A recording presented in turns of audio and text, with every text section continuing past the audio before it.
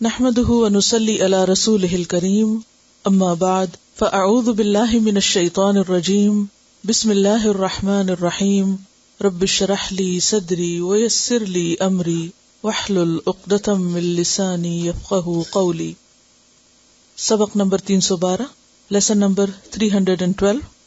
لفظی ترجمہ سورۃ العصر. بسم اللہ الرحمن الرحیم.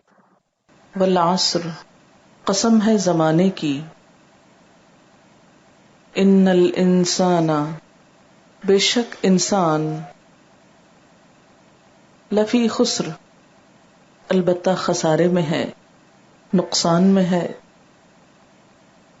الا الذین، سوائے ان لوگوں کے. آمنوا، جو ایمان لائے. وعملوا الصالحات، اور انہوں نے اچھے کام کیے. وتواصوا بالحق، اور ایک دوسرے کو حق کی تلقین کی. وتواصوا بالصبر، اور ایک دوسرے کو صبر کی تلقین کی. سورۃ الہمزہ. بسم اللہ الرحمن الرحیم. ویل، ہلاکت ہے. لکل، واسطے ہر اس شخص کے. ہمزہ، جو منہ پر عیب لگاتا ہے. لمزہ، پیٹھ پیچھے برائیاں کرتا ہے. الذی، وہ جس نے. جمع کیا. مالن، مال. وعددہ، اور گن گن کر رکھا اس کو. یحسب، وہ سمجھتا ہے. انا، کہ بے شک. مالہ، اس کا مال. اخلدہ، ہمیشہ اس کے پاس رہے گا. کلا، ہرگز نہیں. لیمبذن، البتہ ضرور ڈالا جائے گا. فی الحطمہ، حطمہ میں. وما ادراک، اور کیا چیز بتائے تجھ کو. مل حطمہ، کہ حطمہ کیا ہے. نار اللہ، اللہ کی آگ. الموقدہ، سلگائی ہوئی. التی، وہ جو. تطلع، چڑھ آتی ہے. علی الافئدہ، دلوں پر. انہا، بے شک وہ. علیہم، ان پر. مؤصدہ، بند کی ہوئی ہے.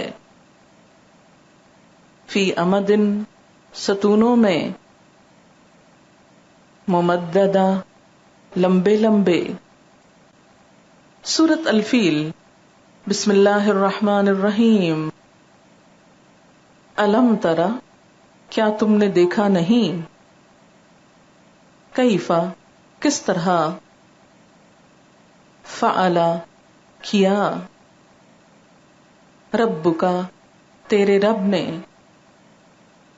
باصحاب الفیل، ہاتھی والوں کے ساتھ. الم یجعل، کیا نہیں کر دیا. کیدہم، ان کی چال کو. فی تدلیل، گمراہی میں، یعنی اکارت. وارسل، اور بھیجے. علیہم، ان پر. طیرن، پرندے. ابابیل، جھنڈ کے جھنڈ. ترمیہم، پھینکتے تھے ان پر. بحجارۃ، پتھر. من سجیل، کنکر کی قسم کے. فجعلہم، تو کر دیا ان کو. کعصف مأکول، کھائے ہوئے بھس کی طرح. سورۃ قریش. بسم اللہ الرحمن الرحیم. لإیلاف، مانوس کرنے کے لیے، قریش کو، ایلافہم مانوس کرنا ان کو، رحلۃ الشتاء سردی کے سفر میں، والصیف اور گرمی کے، فلیعبدوا پس چاہیے کہ وہ عبادت کریں، رب کی، ھذا البیت اس گھر کے، الذی جس نے، اطعمہم کھلایا ان کو، من جوع بھوک سے، وآمنہم اور امن دیا ان کو، من خوف سے. سورۃ الماعون. بسم اللہ الرحمن الرحیم. ارأیت الذی کیا دیکھا تم نے اس شخص کو، یکذب بالدین جو جھٹلاتا ہے جزا سزا کو، فذلک الذی پس یہ وہ شخص ہے، یدع الیتیم جو دھکے دیتا ہے یتیم کو، ولا یحض اور نہیں رغبت دلاتا، علی طعام المسکین مسکین کے کھانے پر یا کھانا دینے پر،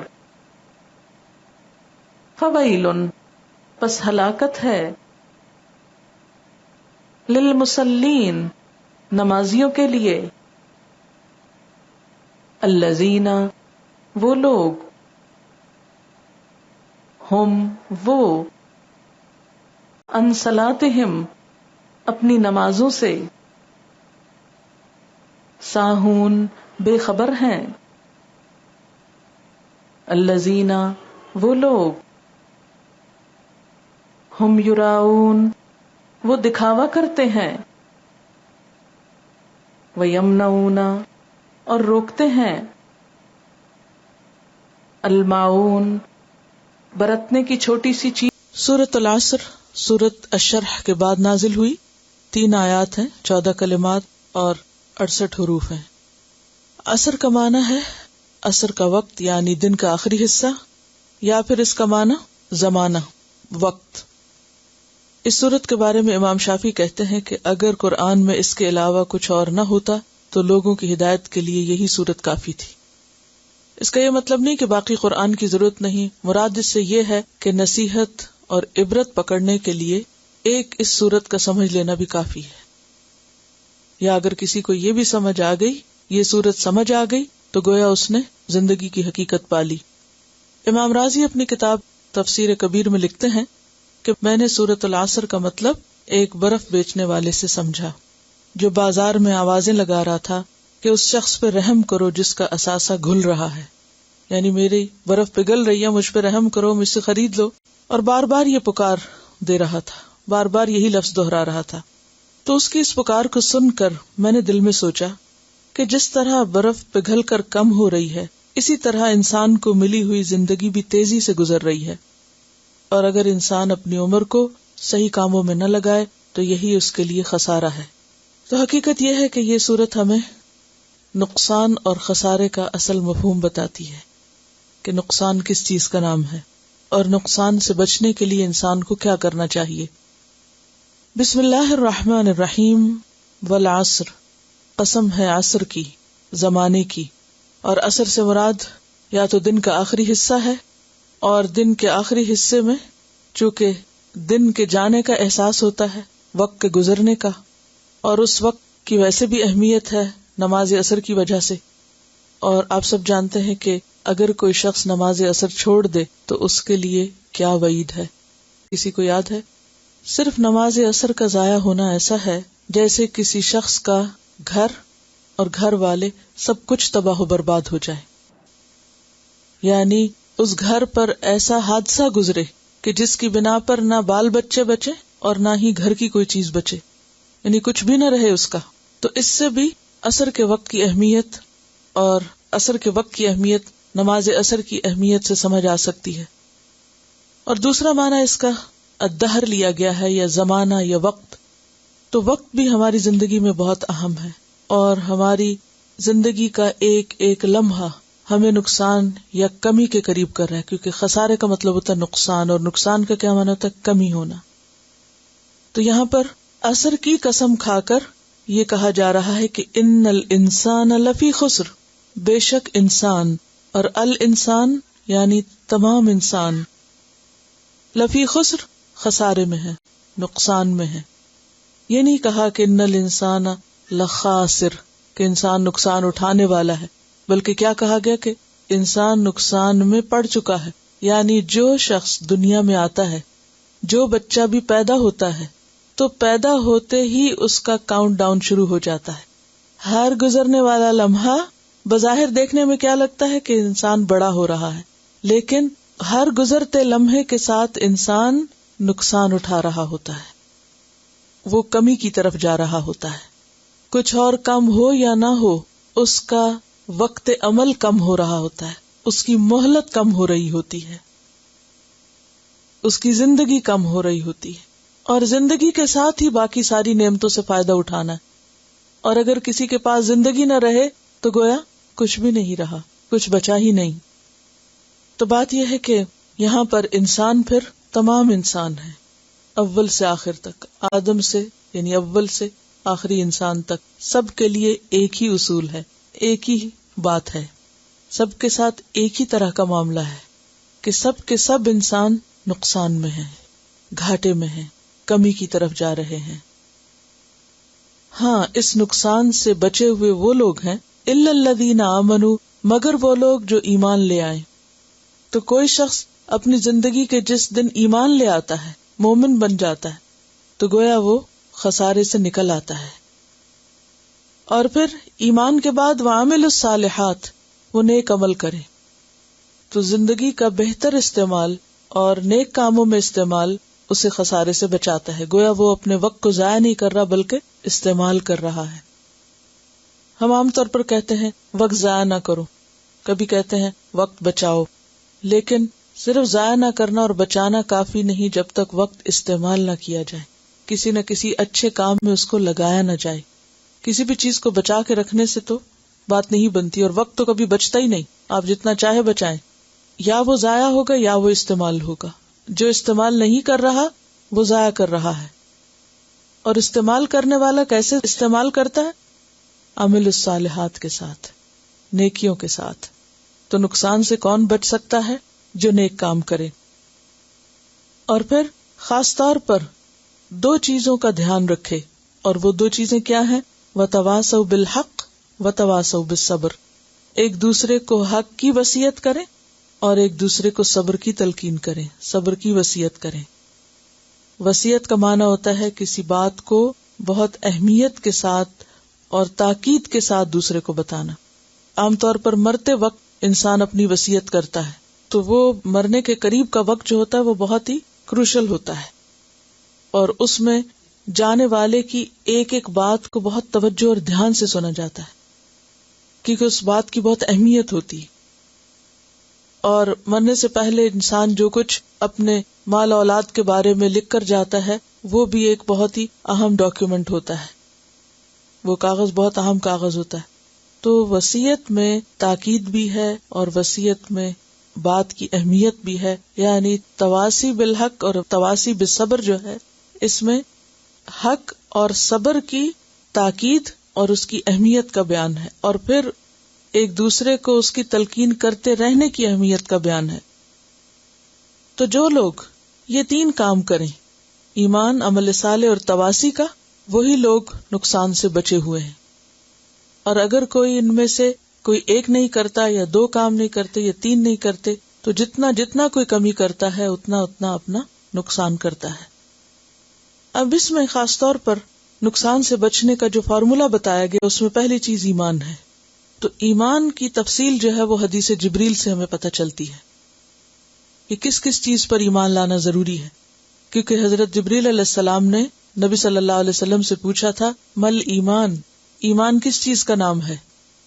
تو آپ نے فرمایا ان تؤمن باللہ کہ تم اللہ پر ایمان لاؤ، وملائکتہ اور اس کے فرشتوں پر، وکتبہ اور اس کی کتابوں پر، ورسلہ اور اس کے رسولوں پر، والیوم الآخر اور آخری دن پر، وتؤمن اور تم ایمان لاؤ بالقدر خیرہ وشرہ اچھی بری تقدیر پر۔ تو اللہ، ملائکہ، کتب، رسل، آخرت اور تقدیر، ان چیزوں پر ایمان لانا ہے، اور اگر ان میں سے کوئی شخص کسی ایک چیز پر بھی ایمان نہیں لاتا تو وہ مومن نہیں کہلاتا۔ یعنی ان تمام چیزوں کا ماننا ضروری ہے۔ تو اللہ کو ماننا، اس کو رب ماننا، اس کو معبود ماننا، اور اس کے اسماء اور صفات کو ماننا، اللہ پر ایمان ہے۔ ملائکہ پر ایمان جو ہے تو اس میں جن جن ملائکہ کے اللہ سبحانہ وتعالیٰ نے نام بتا دیے، جیسے جبریل علیہ السلام، اسرافیل علیہ السلام، میکائیل علیہ السلام، اور پھر جہنم کے داروغہ مالک اور جنت کا داروغہ رضوان، اور اسی طرح باقی ملائکہ جن کے نام ہیں اور جن کے نام نہیں بھی لیے گئے، ان سب کو ماننا ضروری ہے، کیونکہ ملائکہ کی تعداد اتنی ہے کہ آسمان پر 4 انگلی جگہ بھی ایسی نہیں کہ جہاں کوئی نہ کوئی فرشتہ سجدے میں نہ پڑا ہوا ہو۔ اور نہ صرف یہ کہ عبادت میں بلکہ اور دیگر کاموں میں بھی جو اللہ نے ان کو سونپے ہیں وہ سب کر رہے ہیں، تو ان پر ایمان ضروری ہے۔ پھر وہ کتبہ، جتنی بھی کتابیں اللہ سبحانہ تعالیٰ نے نازل کی ان سب پر ایمان، ورسلی اور تمام رسولوں پر ایمان، کیونکہ کسی ایک رسول کا انکار بھی انسان کو ایمان کے دائرے سے خارج کر دیتا ہے اور انسان نقصان کے دائرے میں داخل ہو جاتا ہے۔ پھر الیوم الآخر، تو الیوم الآخر کب سے شروع ہوتا ہے؟ انسان کی موت سے، یعنی موت سے لے کر ما بعد الموت جتنے بھی مرحلے ہیں اور ان کے بارے میں جو کچھ بھی ہمیں قرآن اور سنت سے پتہ چلتا ہے، ان سب چیزوں پر ایمان ضروری ہے۔ اگر انسان ان میں سے کسی ایک چیز کو نہیں مانتا، مثلا کہ میں منکر نکیر کا انکاری ہوں، یا یہ کہ میں حشر کو نہیں مانتا، یا یہ کہ میں جنت کو نہیں مانتا یا دوزخ کو نہیں مانتا، تو کسی بھی ایک چیز کا انکار جو ہے وہ انسان کو ایمان کے دائرے سے باہر کر دیتا ہے۔ اور پھر قدر یعنی تقدیر پر ایمان، کہ اچھی اور بری تقدیر دونوں اللہ کی طرف سے ہے، اس کو ماننا بہت ضروری ہے۔ تو تقدیر پر ایمان بھی ایمان کا ایک جز ہے۔ تو خسارے سے نکلنے کے لیے ایمان لانا ضروری ہے، کلیہ ایمان، جزوی ایمان نہیں۔ نمبر 2 کہ انسان کا یہ ایمان شک سے خالی ہو۔ ایک شخص ہوتا ہے ماننے والا، اور ایک ہوتا ہے نہ ماننے والا، اور ایک ہوتا ہے شک کرنے والا۔ تو مومن کون ہے؟ جس کا ایمان کیسا ہو؟ ہر شک سے بالا، بالکل ایسے ہی جیسے وَإِنْ آمَنُوا بِمِثْلِ مَا آمَنْتُمْ بِهِ فَقَدْ اهْتَدَوْا، جیسے صحابہ کرام کا ایمان تھا۔ جیسے حضرت ابو بکر رضی اللہ تعالیٰ عنہ جب انہیں بتایا گیا کہ نبی صلی اللہ علیہ وسلم معراج پہ تشریف لے گئے تو انہوں نے کہا کہ سچ ہی کہا ہوگا، اگر وہ کہتے ہیں تو سچ ہوگا۔ یعنی بغیر کسی کمپلیکس کے، بغیر کسی دل کی تنگی کے اور کسی شک و شبہ کے انسان یقین کرے جو بھی اللہ اور اس کا رسول بتائے، جو قرآن و سنت میں ہمیں دیا گیا ہو۔ تو یہ کیا ہے؟ ایمان کیسا ایمان؟ جو شک کے منافی ہو، جس میں شک نہ ہو۔ تو خالص ایمان جو شک سے پاک ہوتا ہے۔ دوسرا شخص کون ہوتا ہے؟ جو انکار کر دے، یا تو کسی ایک چیز کا یا ساری چیزوں کا، وہ تو کافر ہو گیا۔ اور تیسرا کون ہے؟ متردد، لا الہ ہؤلاء ولا الہ ہؤلاء، یعنی شک میں پڑے رہنا، پتہ نہیں یہ ہے بھی کہ نہیں، پتہ نہیں وہ ہے بھی کہ نہیں، کیا پتہ ایسا نہ ہو، کیا پتہ ویسا نہ ہو، اچھا ہوگا، ہے بھی تو ٹھیک، نہیں بھی تو ٹھیک۔ ایسی بات جو ہے وہ انسان کو ایمان سے باہر نکال دیتی ہے۔ جن حقیقتوں کو ماننے کے لیے کہا گیا ہے ان پر 100% یقین ضروری ہے، عقل میں آئے تب بھی، عقل میں نہ سمائے تب بھی۔ کیوں مان جانا؟ عقل میں نہ بھی آئے تو کیوں ماننا؟ کہ ہماری عقل محدود ہے۔ جو اللہ نے فرمایا وہ سچ فرمایا، جو کہا سچ کہا۔ دوسری چیز وعامل الصالحات، نیک عمل، اعمال صالح، جن کی 2 بنیادیں ہیں، نمبر 1 اخلاص نیت، اور نمبر 2 مطابقت سنت، نبی صلی اللہ علیہ وسلم کے طریقے پر کاموں کو کرنا۔ اور پھر اس کی 2 بڑی قسمیں ہیں، ایک ہے حقوق اللہ اور دوسرے حقوق العباد۔ حقوق اللہ میں جیسے عبادات ہیں، نماز، روزہ، حج، زکوٰۃ وغیرہ، یہ عمل صالح کی بنیادیں ہیں۔ اور پھر حقوق العباد میں جو بندوں کے حقوق ہیں ہم پر، والدین کے ہیں، بچوں کے ہیں، شوہر کے ہیں، بیوی کے ہیں، اور اسی طرح دیگر انسانوں کے، حتیٰ کہ جانوروں کے اور ماحول کے بھی سارے حقوق ہمیں بتائے گئے ہیں. تو ان میں کچھ چیزیں تو ایسی ہیں کہ جو فرض کے درجے میں ہیں جیسے عبادات، لیکن کچھ چیزیں سنت اور نفل اور مستحب کے درجے میں بھی ہیں، یعنی ان کے پھر اعمال میں درجے ہیں. کچھ بہت اعلیٰ درجے کے اعمال ہیں اور کچھ کم درجے کے اعمال ہیں. لیکن فرائض سے کوئی فرار نہیں. اگر کوئی شخص جان بوجھ کے فرض ترک کر دیتا ہے تو اس کے نوافل جو ہیں وہ اس کی اس کمی کو پورا نہیں کر سکتے. تو عمل صالح میں یہ یاد رکھیے کہ اعمال صالح سب ایک درجے کے نہیں ہیں، ان میں درجات ہیں. اسی لیے کیا فرمایا، لِكُلٍّ درجات مما عملوا. تو کرنے والوں کے بھی پھر درجے ویسے ہی ہوتے ہیں. جو جتنے کرے گا، جیسے کرے گا، جتنے اچھے کرے گا، جتنے زیادہ کرے گا، اس کے درجے اتنے ہی بڑھے. اب اگر کوئی شخص زیادہ نمازیں پڑھنے والا ہے نوافل تو اس کا درجہ ظاہر ہے دوسرے کی نسبت زیادہ ہوگا. کوئی زیادہ روزے رکھنے والا ہے تو دوسرے سے آگے بڑھ جائے گا. تو یہ بات ہمیشہ ذہن میں رہے. اب تیسری چیز جو تواسی ہے، اور تواسی کی 2 قسمیں یہاں بتائے گی. اور تواسی جو ہے باب تفاعل ہے، یعنی ایک دوسرے کو، یہ سب کی ڈیوٹی، پوری امت مسلمہ کی ڈیوٹی ہے کہ وہ کیا کریں، ایک دوسرے کو حق کی تلقین کرتے رہیں. حق کیا چیز ہوتی ہے؟ حق کا لفظ سچ کے لیے بھی آتا ہے، حق کا لفظ شریعت کے لیے بھی ہے، یعنی اس کا معنی شریعت بھی کیا گیا ہے، اور حق خود قرآن ہے. وَبِالْحَقِّ أَنزَلْنَاهُ وَبِالْحَقِّ نَزَلَ، سورۃ الاسراء آیت نمبر 105. یعنی جو کچھ قرآن میں ہے وہ کیا ہے؟ حق ہے.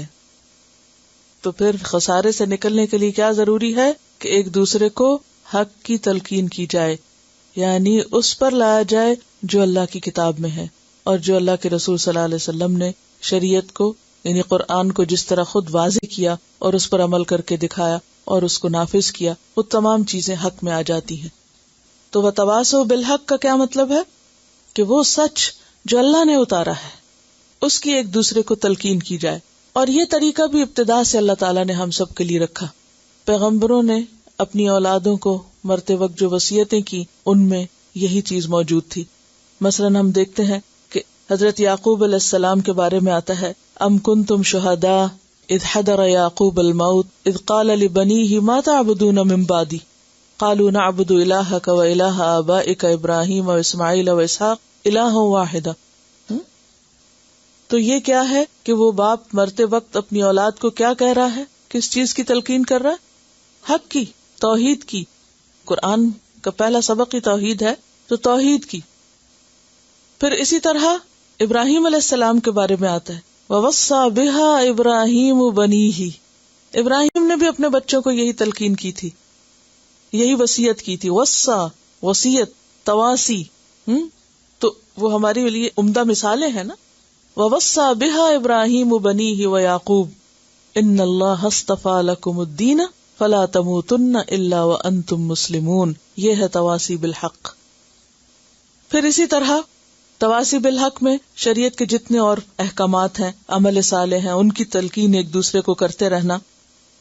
جیسے ایک سورۃ مریم میں آتا ہے، وَأَوْصَانِي بِالصَّلَاةِ وَالزَّكَاةِ مَا دُمْتُ حَيًّا. عیسیٰ علیہ السلام کو اللہ سبحانہ وتعالیٰ نے کیا تلقین کی تھی؟ صلاۃ اور زکوٰۃ کی، یعنی لوگوں کو اس کی طرف متوجہ کرنا.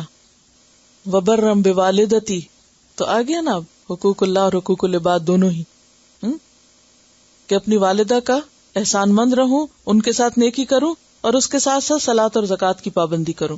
اسی طرح اللہ سبحانہ وتعالیٰ نے ہمیں تلقین کی ہے، وَوَصَّيْنَا الْإِنسَانَ بِوَالِدَيْهِ، کہ ہم نے تاکید کی ہے کہ اپنے ماں باپ کے ساتھ اچھا سلوک کرو. تو ہمیں بھی ایک دوسرے کو اس کی طرف متوجہ کرنا چاہیے، یعنی اپنے بچوں کو، اپنے بہن بھائیوں کو، اپنے رشتہ داروں کو، دیگر مسلمانوں کو، کہ ان کو اس کی طرف متوجہ کریں. آپ دیکھیں کہ ایک عرصے تک مسلمانوں کے اندر یہ کلچر تھا کہ ایک فیملی کے اندر ہوتے ہوئے ایک دوسرے کو روکتے تھے. کوئی کسی پر زیادتی کرتا، کوئی اپنے ماں باپ کے ساتھ یا ماں باپ بچوں کے ساتھ یا کوئی بہن بھائی کے ساتھ غلط کرتا تو باقی لوگ اس کے پیچھے پڑ جاتے تھے اور اس کو پلٹاتے تھے اور اس کو منع کرتے تھے اور اس کو روکتے تھے کہ ایسا نہ کرو. لیکن ایک وقت آیا کہ ہر شخص اپنی دنیا میں مگن ہے اور کوئی کسی کو روکنے والا نہیں، اور کہتے مائنڈ یور اون بزنس، ہم اپنی جانتے تم اپنی جانو. اور اس کو اپنی ذمہ داری نہیں سمجھا جاتا اب کہ ایک دوسرے کو حق کی تلقین کی جائے. تو اللہ سبحانہ وتعالیٰ کیا فرماتے ہیں کہ اگر یہ نہ کیا تو کیا ہوگا؟ نقصان سے نہیں بچ سکتے. پھر اسی طرح آپ دیکھتے ہیں کہ یوصیکم اللہ فی اولادکم، اللہ تم کو وصیت کرتا ہے تمہاری اولاد کے معاملے میں. یعنی نہ صرف یہ کہ والدین کے لیے وصیت کا لفظ استعمال کیا گیا بلکہ اولاد کے معاملے میں بھی کہ ان کے حقوق کا لحاظ رکھو. پھر اسی طرح امر بالمعروف اور نہی عن المنکر کے جتنے کام ہیں، نیکی کا حکم اور برائی سے روکنا، یہ سارا کچھ بھی اس میں آتا ہے. لقمان نے اپنے بیٹے کو کیا نصیحت کی تھی؟ یا بنی اقم الصلاۃ وامر بالمعروف وانہ عن المنکر واصبر علی ما اصابک ان ذلک من عزم الامور. تو وتواصوا بالحق کے ساتھ ہی دوسری چیز وتواصوا بالصبر بھی ہوتا ہے. یہ دونوں ایک ہی چیز ہے بیسیکلی، کیونکہ حق کی تلقین دراصل صبر کی تلقین ہے اور صبر کی تلقین دراصل حق کی. کیسے؟ صبر 3 چیزوں میں ہوتا ہے. نمبر 1 اطاعت پر. اطاعت پر صبر کیا ہوتا ہے کہ اگر کوئی شخص مثلا نیکی کر رہا ہے اور کرتے کرتے گھبرا جائے، اب میں تھک گیا ہوں، اب میں نہیں کر سکتا، اور مجھے تو کوئی فائدہ نہیں ہوا دعائیں مانگ مانگ کر، تو وہ بد دل ہونے لگا ہے یا کچھ، تو اب ہمارا کیا فرض بنتا ہے کہ تھام لیں اس کو، نہیں ادھر نہیں نکلنا، یہ نہیں کرنا، اس میں تو نقصان ہی نقصان ہے. بعض اوقات آپ نے دیکھا ہوگا کہ ایک شخص عرصے تک ایک نیکی کرتا ہے اور پھر تھک جاتا ہے، پھر کیا کرتا ہے؟ بہت کر لی. اب جو سننے والا ہے اس کو اس پر نہیں چھوڑ دے، کیونکہ انسان ہے نا، کمزور ہے، تھک جاتا ہے، بعض اوقات غصے میں آ جاتا ہے، بعض اوقات فرسٹریٹ ہونے لگتا ہے اور وہ نیکی کا رستہ چھوڑنے لگتا ہے یا چھوڑنا چاہتا ہے. تو دوسروں کا کیا فرض بنتا ہے کہ وہ اس کو اس پر جمائے رکھیں. تو یہ کیا ہے؟ صبر علی الطاعت، اطاعت پر جم کے رہنا اور دوسروں کو تلقین کرنا کہ اطاعت پر ہی قائم رہو. وَلَا تَمُوتُنَّ إِلَّا وَأَنْتُمْ مسلمون. یہ ہے وصیت بالصبر کی دراصل.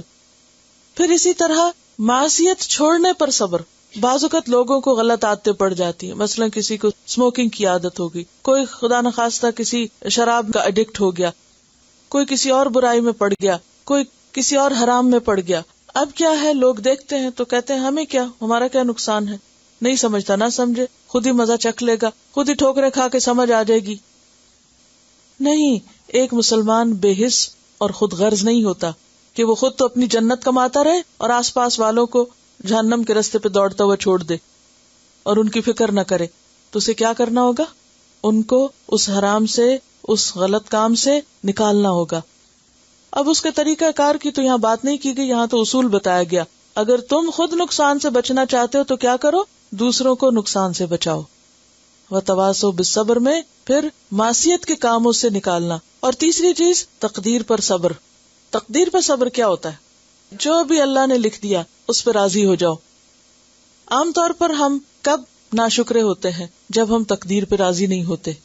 مثلا اگر اللہ نے ہمارے کسی عزیز رشتہ دار کی موت لکھ دی ہم سے پہلے اور اس کا جانا ہمیں بہت ہی تکلیف دہ ہے، تو بعض اوقات ہم کیا کرتے ہیں؟ بے صبر پن میں منہ سے ایسی باتیں نکالتے ہیں جو اللہ کو ناراض کر دیتی ہیں. کسی کا باپ فوت ہو گیا، کسی کا بچہ فوت ہو گیا، کسی کے ساتھ اور کوئی حادثہ ہو گیا. پھر اسی طرح کبھی مال میں نقصان ہو جاتا ہے تو انسان جو ہے وہ بے صبرا ہو کے غلط رستے پہ چل پڑتا ہے یا غلط باتیں کرنے لگتا ہے. تو اس کو اس پہ کہ دیکھو یہ لکھا ہوا تھا اور اس کا اجر ہوگا، کیونکہ مومن تو کسی حال میں بھی خیر سے خالی نہیں. نعمت ملے شکر کرے تو بھی خیر ہے، نعمت چلی جائے تو صبر کرے تو بھی خیر ہے، تو بھی اس کے لیے بھلائی. خیر سے مراد بھلائی ہے، اس کو تو ہر حال میں ہی بھلائی ملتی ہے، کچھ ملے یا کچھ جائے. تو مومن جو اسی وجہ سے اطمینان میں رہتا ہے، وہ اپنا ایمان دین جو ہے وہ ختم نہیں کر دیتا اس پر. تو تقدیر پہ راضی رہنے کا مطلب کیا ہے کہ جو ہو گیا، جو اللہ نے فیصلہ کر. مثلا اگر اللہ نے مجھے کوئی چیز نہ دینے کا فیصلہ کیا، مثلا یہ کہ کسی کے پاس اولاد نہیں، یا کسی کی اولاد جو ہے وہ اس کی فرما بردار نہیں، یا کوئی اور اسی طرح، تو ایسے معاملات میں انسان کیا کرے؟ اللہ کے فیصلے پر راضی ہو جائے. اسی طرح زندگی میں انسان کو بہت سے ایسے واقعات پیش آتے ہیں جو اس کی مرضی، تمنا، خواہش، خوشی اور سہولت کے خلاف ہوتے ہیں. انسان ان کو ایکسپٹ نہیں کر پاتا. وہ کہتے ہیں میرے ساتھ ہی یہ کیوں ہوا. یہ نہیں کہنا چاہیے. کیوں ہوا؟ کیونکہ اللہ نے لکھا تھا. آپ کو معلوم ہے کہ اللہ سبحانہ وتعالیٰ کا کوئی فیصلہ ظالمانہ فیصلہ نہیں. تو صبر کیا ہے؟ تقدیر پر بھی صبر. تو یہ ایک دوسرے کو اس کی تلقین کرتے رہنے سے ہی انسان نقصان سے بچ سکتا ہے. ورنہ کیا ہوتا ہے اگر انسان دوسروں کو ایسے ہی چھوڑ دے، وہ خرابی پنپنے لگتی ہے اور ایک دن ان کو بھی اپنی لپیٹ میں لے لیتی ہے کہ جو اس کا ارتکاب نہیں کرنے والے ہوتے. کیونکہ برائی کی صفت یہ، اگر آپ اس کو روکیں گے نہیں تو بڑھتے بڑھتے بڑھتے آپ کو بھی سوالو کر جائے گی، لہذا اس کو روکنا بھی ضروری ہے جتنی انسان میں استطاعت ہو۔ تو یہ ہے سورۃ العصر۔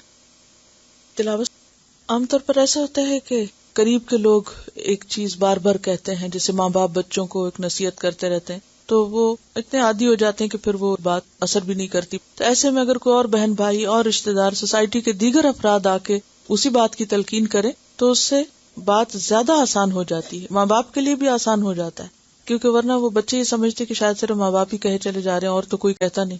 اور ماں باپ میں بھی اگر ایک ماں کہے اور باپ نہ کہے یا باپ کہے اور ماں نہ کہے تو بھی مشکل ہوتی ہے، کہتے وہ تو مجھے نہیں کہتے، آپ ہی ہر وقت کہتی۔ تو یہ سب پر فرض ہے، الانسان تمام انسانوں کے لیے لازم ہے، کیونکہ بعض اوقات لوگ اس چکر میں پڑ جاتے ہیں اچھا تبلیغ کرنا فرض ہے یا سنت ہے یا نفل ہے۔ تو تبلیغ ضروری تو نہیں کہ کوئی ایک بہت ہی فارمل طریقے سے کسی خاص اسٹائل سے آپ کریں گے، جب تک آپ کے اندر شعور ہے، احساس ہے، اچھائی برائی کی تمیز ہے تو آپ اچھائیوں کو پھیلانے والے اور برائیوں کو روکنے والے ہیں۔ کیونکہ انسان کہیں آگ لگی دیکھے تو یہ تھوڑی پوچھے گا اچھا اس کو بجھانا فرض ہے یہ سنت ہے۔ تو غلط کام جو ہے وہ دراصل گناہ کیا ہے، بھڑکائی ہوئی آگ ہے انسانوں کی، جس کو بجھانا ان کے لیے ضروری ہے، ورنہ ایک دن وہ حقیقی آگ بن جائے گی۔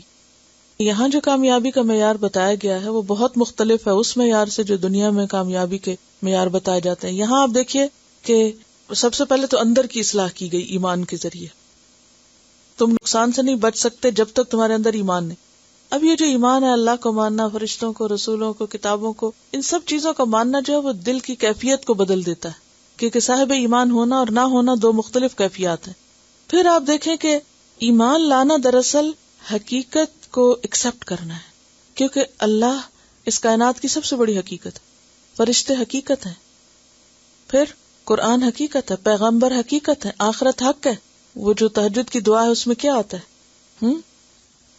وہ جو حق کی ساری بات آئی ہے تو یہ سارا حق یہی تو ہے، اللہ حق ہے، پیغمبر حق ہے، کتابیں، رسل، کتب، ہر چیز، نار، جنت، جہنم، یہ ساری چیزیں حق ہے۔ تو ایمان لانا کیا ہے دراصل؟ حق کو یا سچ کو ایکسپٹ کر لینا۔ اب کسی سچائی کو مان لینا جو ہے یہ ایک بہت بڑی بات ہے۔ اب اس ماننے کے بعد اگر صرف وہ اندر ہی ہے اور عمل میں نہیں آئی تو آدھی بات ہے، وہ قابل قبول نہیں، کیونکہ آپ کا سچ اسی وقت سچ مانا جائے گا جب آپ اس کو کر کے بھی دکھائیں گے۔ ایک شخص بہت باتیں کر سکتا ہے لیکن اگر وہ عمل کے وقت منہ موڑ لیتا ہے تو وہ اپنی باتوں میں بھی سچا نہیں ہے یا اپنے ارادوں میں پکا نہیں ہے۔ اب کیا ہے؟ دوسری چیز ہو گئی یعنی عمل صالح، اور عمل صالح دراصل کیا کہ جو کرنا چاہیے تھا وہی کر رہا ہے اور جو نہیں کرنا چاہیے تھا وہ نہیں کر رہا۔ کیا کرنا چاہیے تھا؟ وہی جو ہم جن چیزوں پر ایمان لائے تھے۔ اگر اللہ پر ایمان ہے تو اللہ کی بات ماننی چاہیے، رسول پر ایمان ہے تو رسول کی ماننی چاہیے، کتاب پر ایمان ہے تو کتاب کی ماننی چاہیے، آخرت پر ایمان ہے تو وہاں کے جواب دہی کا فکر ہونا چاہیے، اس کو سامنے رکھ کے کام کرنا چاہیے۔ تقدیر پر ایمان ہے تو پھر اللہ کے فیصلوں کو خوشی سے قبول کرنا چاہیے۔ تو اس سے کیا ہے کہ ایمان اور عمل صالح لازم اور ملزوم ہے۔ اب یہ جو تیسرا درجہ ہے وہ کیا ہے کہ جب ایک شخص شعور کی سطح پر سوچ سمجھ کے ایمان لاتا ہے اور اس کو اپنی عملی زندگی میں بھی کر کے دکھاتا ہے تو پھر یہ ہو نہیں سکتا کہ وہ دوسروں کے لیے وہ پسند نہ کرے جو اپنے لیے کرتا ہے۔ پھر یہ چیز اس کی زندگی کا ایک مشن بن جاتی ہے، کیا کہ صرف مجھے ہی سچ پہ نہیں جینا، اوروں کو بھی سچ پہ لانا ہے۔ وہ دوسروں کے لیے بھی سچائی پسند ہو جاتا ہے، لہٰذا وہ اپنے اس فریضے سے کبھی غافل رہ ہی نہیں سکتا۔ لہٰذا یہ تینوں چیزیں مل کر اس کی شخصیت کی تکمیل کرتی ہیں۔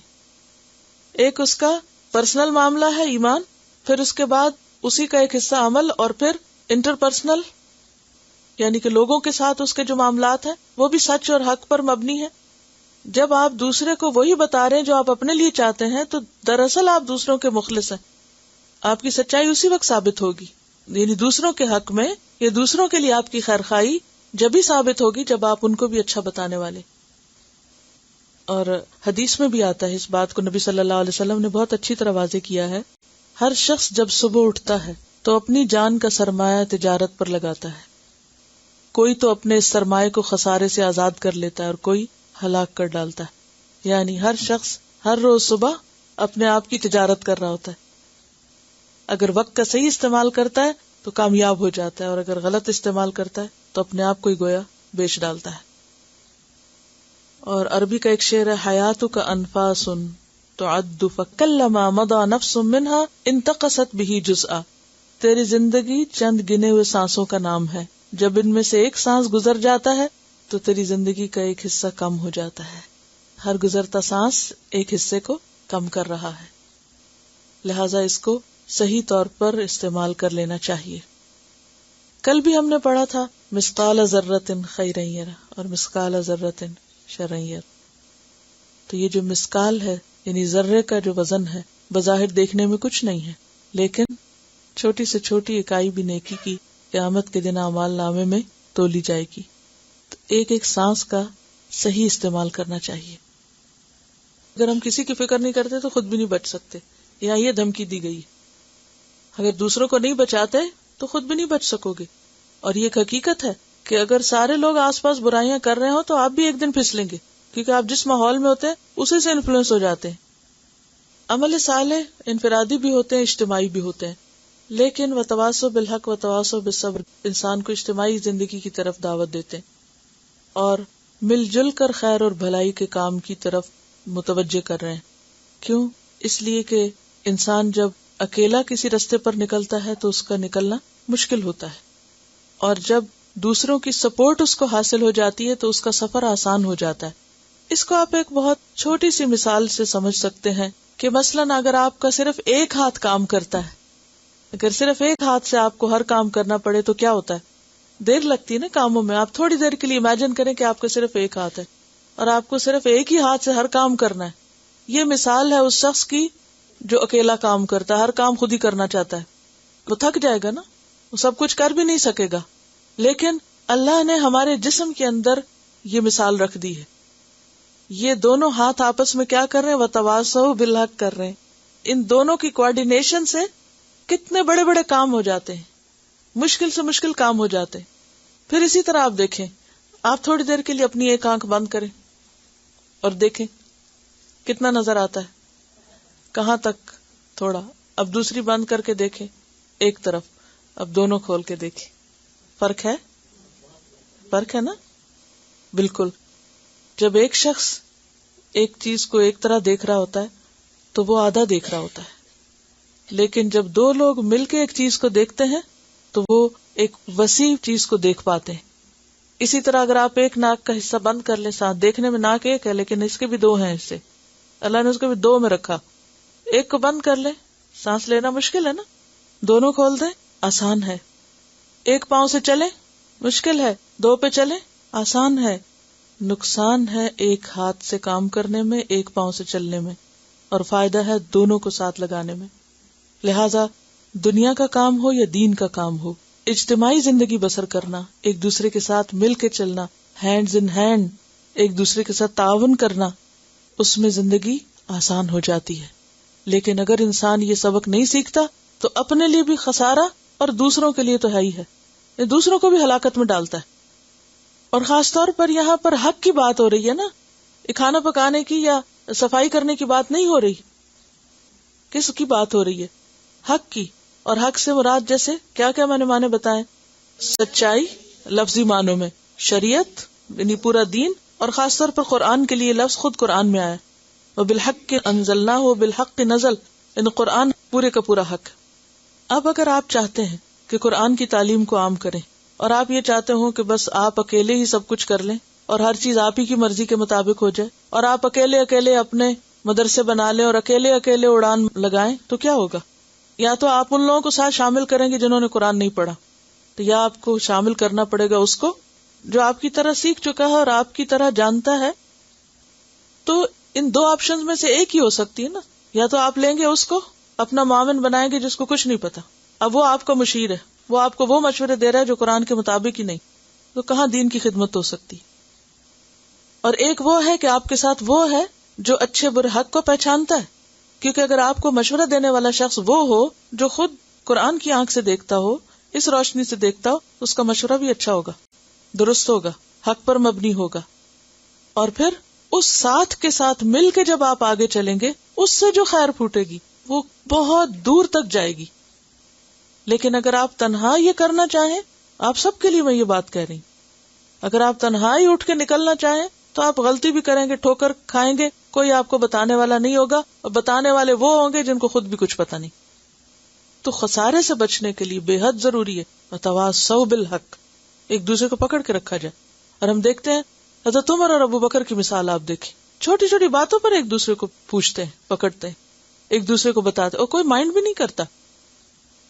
ہمارے ہاں تو مشکل یہ ہے کہ اگر کوئی کسی کو تھوڑی سی بات سے بھی منع کر دے تو وہ کوسوں دور ہو کے جاتا ہے ناراض ہو کے. یہ اسی وقت ہوتا ہے کہ جب ہم یا تو صرف حق ہی کی کرتے ہیں، صبر نہیں ساتھ کرتے، کیونکہ صرف حق ہی نہیں، حق کے ساتھ حق ایک کڑوی گولی ہے جس کو دیں گے. جیسے آپ بچے کو کڑوی دوا پلاتے ہیں تو کیا کرتا ہے؟ بھاگتا نا. تو پھر آپ کیا کرتے ہیں؟ صبر کی تلقین کرتے ہیں اس کو، دیکھو اس سے تمہیں صحت ہو جائے گی. تو یہ دو چیزیں جب حق کے ساتھ صبر ملتا ہے تو اصل میں کام تین ہے یہاں پر، ایمان، عمل صالح اور تواسی. تو یہ تینوں چیزیں ساتھ ملے اور پھر تواسی کے دو حصے حق اور صبر ساتھ ملے تب خیر اور بھلائی عام ہوتی.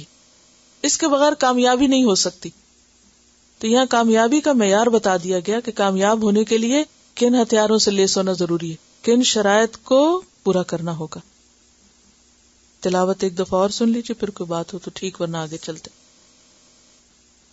اب دیکھیے پیچھے آپ نے وہ آیت بھی پڑھی تھی نا، وَمَنْ أَحْسَنُ قَوْلًا مِّمَّنْ دَعَا إِلَى اللَّهِ وَعَمِلَ صَالِحًا وَقَالَ إِنَّنِي مِنَ الْمُسْلِمِينَ وَلَا تَسْتَوِي الْحَسَنَةُ وَلَا السَّيِّئَةُ ادْفَعْ بِالَّتِي هِيَ أَحْسَنُ فَإِذَا الَّذِي بَيْنَكَ وَبَيْنَهُ عَدَاوَةٌ كَأَنَّهُ وَلِيٌّ حَمِيمٌ وَمَا يُلَقَّاهَا إِلَّا الَّذِينَ صَبَرُوا وَمَا يُلَقَّاهَا إِلَّا ذُو حَظٍّ عَظِيمٍ وَإِمَّا يَنزَغَنَّكَ مِنَ الشَّيْطَانِ نَزْغٌ فَاسْتَعِذْ بِاللَّهِ انه هو السمیع العلیم. اور سورۃ البلد میں بھی آپ پڑھ چکے ہیں، ثم كان من الذين آمنوا وتواصوا بالصبر وتواصوا بالمرحمہ. صبر کے ساتھ مرحمہ کیا ہے؟ ایک دوسرے کے ساتھ مہربانی کا سبق، ایک دوسرے کے ساتھ مہربان ہو جاؤ. بعض اوقات ہم کسی کو حق بات بتانا چاہتے تو ہم سمجھتے شاید ہم اس کی خیر بھلائی کر رہے ہیں، حالانکہ دراصل ہم اپنی بھلائی کر رہے ہیں. اور سننے والا جو مرضی دلیل دے کہ مجھے فلاں تو نہیں منع کرتا، تم کیوں منع کرتے ہو، بات یہ نہیں دیکھی جائے گی کون منع کرتا اور کون نہیں، یہ دیکھا جائے گا کہنے والا کیا کہہ رہا ہے. اگر وہ وہی کہہ رہا ہے جو اللہ کا حکم ہے تو پھر حق کسی کی طرف سے بھی آئے اسے قبول کرنا ہوگا. اور جو حق کو جھٹلا دے اور حق پہ کان نہ دھرے اور حق بات کو نہ سنے، پھر اس کا انجام کیا ہے؟ جیسے اہل مکہ نے کیا کہا تھا، انا وجدنا آباءنا علی امۃ، کہ ہم نے اپنے باپ دادا کو ایک طریقے پہ پایا اور ہم اسی طریقے کے پیروکار ہیں. پھر تو ہٹ دھرمی ہے. تو دونوں طرف ہوگا نا. تواسی کا مطلب یہ کہ یہ تلقین کر رہا ہے اور وہ لے رہا ہے، یہ دے رہا ہے وہ لے رہا ہے. اب کل کو وہ دے رہا ہے اور یہ لے رہا ہے. حضرت عمر رضی اللہ تعالیٰ عنہ کس مقام پہ پہنچ گئے تھے دنیاوی اعتبار سے بھی. روم اور ایران ان کے قدموں تلے تھے، لیکن جب ان سے کسی نے کہا کہ یا عمر اللہ سے ڈرو، اور اپنا گال زمین پہ رکھ دیا کہ عمر کو اللہ سے واقعی ڈرنا چاہیے. کس قدر عاجزی تھی. اور بعض لوگوں کا طریقہ کار کیا ہوتا ہے کہ ان کو اگر کوئی نصیحت کرو، اخذتہ العزت بالاسم، کہ اس کو عزت گناہ پر آمادہ کر دیتی، وہ چڑھ کے دوسرے سے اور ضد میں آ کے پھر بھی غلط کام کرتا ہے. کیا کہا گیا آگے، حسبہ جہنم، ایسے شخص کی ضد توڑنے کے لیے وہ جہنم ہی کافی. تو یہ صرف ہمیں نصیحت کرنے کا حکم ہی نہیں دیا جا رہا بلکہ نصیحت کو قبول کرنے کا بھی، کیونکہ تواسی دو طرفہ عمل ہے، دینا بھی اور لینا بھی. اب دیکھیں کہ یہ ترتیب یوں گریجول ترتیب ہے نا. اسٹیپ نمبر 1 از ایمان، نمبر 2 از عمل صالح، اور نمبر 3 از وتواصوا بالحق وتواصوا بالصبر. اب اگر انسان تیسرا کام نہیں کرتا تو کیا ہوتا ہے؟ جب آپ کسی کو برائی سے منع نہیں کرتے تو خود بھی نہیں قائم رہ سکتے، اور جب عمل کا لیول گرتا ہے تو ایمان کا خود بخود ڈاؤن ہو جاتا. ایمان کی مضبوطی اکساتی ہے عمل صالح پر، اور عمل صالح انسان کو اکساتا ہے وتواصوا بالحق وتواصوا بالصبر پر. ٹھیک ہے. اور اس میں کوئی فرق نہیں، کیونکہ الانسان کی بات ہے نا، مرد ہے یا عورت ہے، جوان ہے یا بوڑھا ہے، کالا ہے یا گورا ہے، کوئی بھی ہے، سب انسانوں کی بات کی جا رہی ہے. اور اب دیکھیے کہ ہمارا اگر دنیا کا تھوڑا سا بھی نقصان ہو ہمارا حال کیا ہوتا ہے. لیکن یہ صرف دنیا کا خسارہ نہیں، یا صرف آخرت کا نہیں، دنیا اور آخرت دونوں کا. کیونکہ جب برائیاں پھیل جاتی ہیں تو معاشرے میں بے چینی پھیل جاتی ہے اور سب کا نقصان ہوتا ہے. تو اس آگ کو بجھانے کے لیے سب کی کوششوں کی ضرورت ہوتی ہے.